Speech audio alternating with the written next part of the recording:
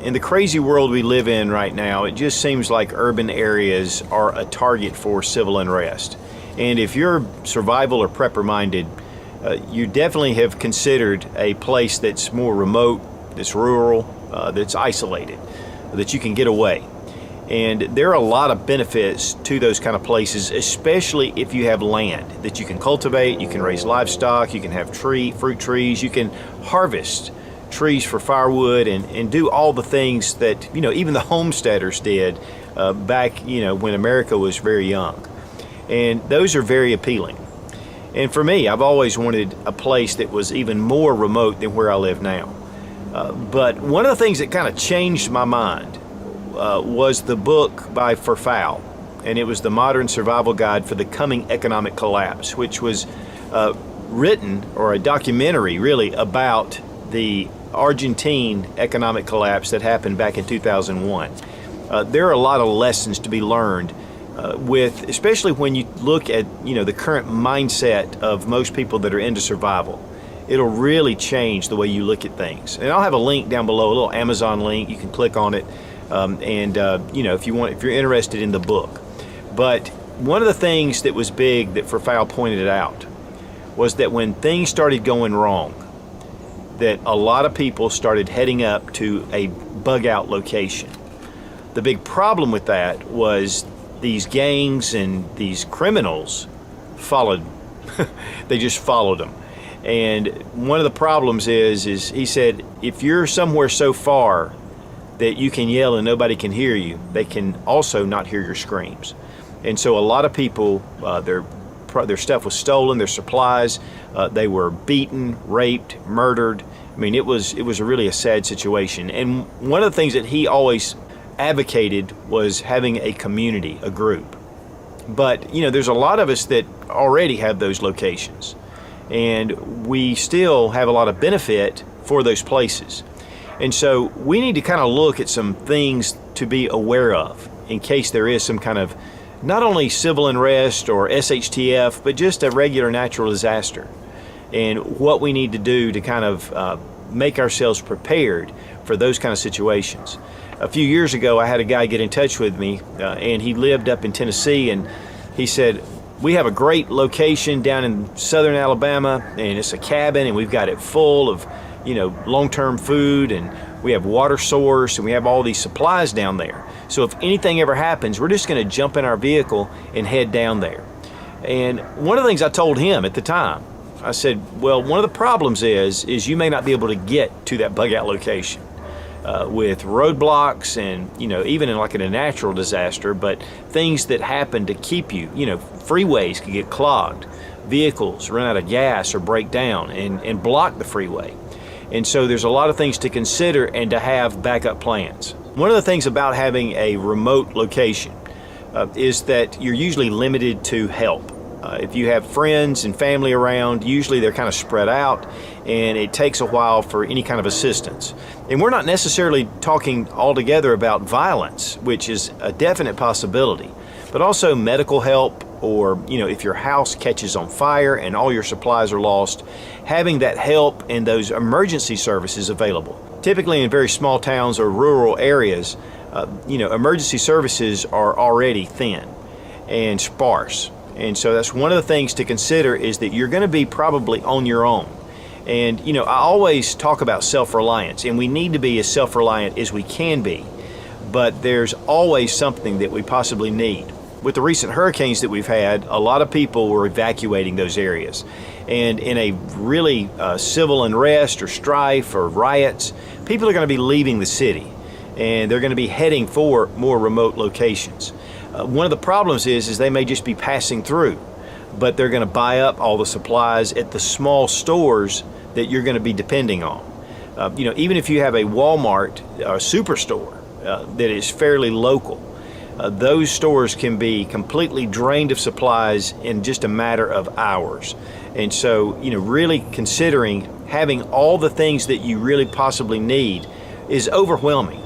And, but you really need to think about what are the most important things that you can have. Even the settlers, when they were moving across the western United States, they would have outposts they could stop and they could trade and they could pick up needed supplies, like basic things like salt, and water filtration. I mean, you've got to be able to filter your water. Pet food's a big one. And having dogs around in a remote location, to me, is really smart. But when you have to feed those dogs, what are you going to do? And cats, they're just not that great at being, guards of your property and protecting your property. And so, having those kind of means to be able to take care of your supplies, planning those things ahead of time in case you're out, having the tools available. We've done a number of different reviews on things that you need to have. But in a isolated situation, you're pretty much on your own. And so really, to me, if you're going to live or count on a place like that, you need to really get back to homesteading and learning some of the basics that the frontiers or the pioneers learned back in the 17th, 18th century.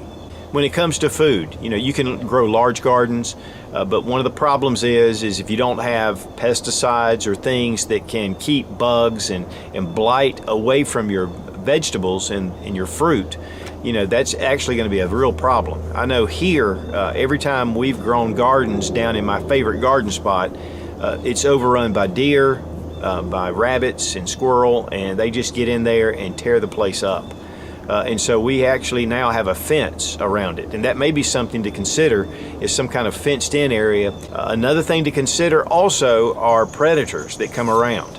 Whether it's coyotes or even bear or cougar, according to where you live. And then, of course, some places in the southern part of the United States have to deal with alligators. Plus, you have things like wild boar. Now, that can also be a food source, but they can destroy large areas in no time.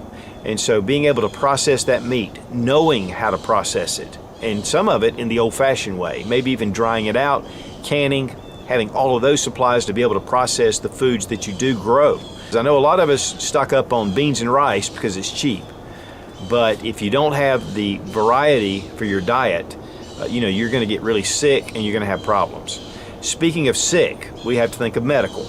Now, one of the things about medical is that you not have to have the right supplies, but if you don't have the knowledge, then it's not really going to do you a lot of good. And then when you're in a rural area, there are less doctors, there are less hospitals and medical facilities to be able to take care of you. And guys, I'll tell you, when you have a tooth that's gone bad, you've got to be able to know how to take care of that. When you have a broken bone, know how to take care of that, how to mend it. Those kind of things. When your children are sick, you're going to get kind of desperate. And so having an idea of the medical supplies that you need, but again, the knowledge to take care of those things, that's just as important, if not more important. Now, one big thing, though, that I want to cover, and this is probably the most important of all, is to have a community. Get to know your neighbors, they can watch your place. One of the things about going for supplies, if you live in a remote area, is you have to leave that area. And usually it takes a while to get somewhere where you can pick up the much needed things that you have to have. And so, having friends and people that can watch your area while you're gone, you can watch their place. And then, again, if you need assistance, being able to get them to you or you get to them. Guys, I'm telling you, a community is so important. It's funny, I've been in prepper groups over the years, and one of the things that seems like it's a theme is that if you don't have a really specialized skill, we don't need you. The people that you have there are going to be a necessity to help you do things, to help you keep watch, to guard your property, to harvest the gardens, to be able to do all the things. Because, guys, let's face it, technology relieves a lot of the labor that we have to deal with on a daily basis. It makes us more productive. But if we have to do everything by hand, that is a lot of work, and it's going to be very difficult to keep up with it for survival. I'm telling you guys, having a group is so important. Building trust, building those friendships, doing your part, to help them. So while rural areas seem to be the way to go, and we want to have a bug out location and we want to go to these places, but there are definitely some pitfalls and some things that you need to consider when planning for this. So guys, to wrap things up, just make sure that you have a community. It's very important to have that community. It's very important to get along with your neighbors and friends that are around you, work together as a team. Your supplies are going to be limited. Your help and assistance, especially in an emergency situation, is going to be sparse. And if you're caught on your own, you could be facing odds that you just can't handle. If you decide to have a bug out location, make sure that you still have enough supplies in your current location to take care of you in a bad situation. I always say to have at least 3 months of food and be able to filter your water and have a water source close by somewhere. A lot of people think they're going to go out and start hunting and they're going to live off the land. But guys, that is a lot of knowledge and work that you need to put into practice. Learning how to skin a deer, for the first time out there in the field and you're desperate for food can really get messy. So it's important to have those skills and that knowledge ahead of time. So guys, if you're serious about prepping and survival, check out Survival Dispatch Insider. It is one of the best resources on the web. There's a lot of experts that have come together there on Survival Dispatch. I upload one video exclusive a week to the Insider. I'll have a link down below in the description. Click on it and check it out. Be strong, be of good courage. God bless America. Long live the Republic.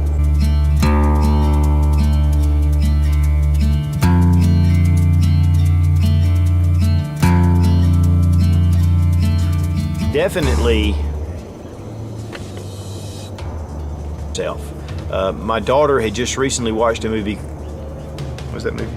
Maven? Raven, no. But knowing how to protect it is just as important as having it. Just very, about having those amenities, I would say.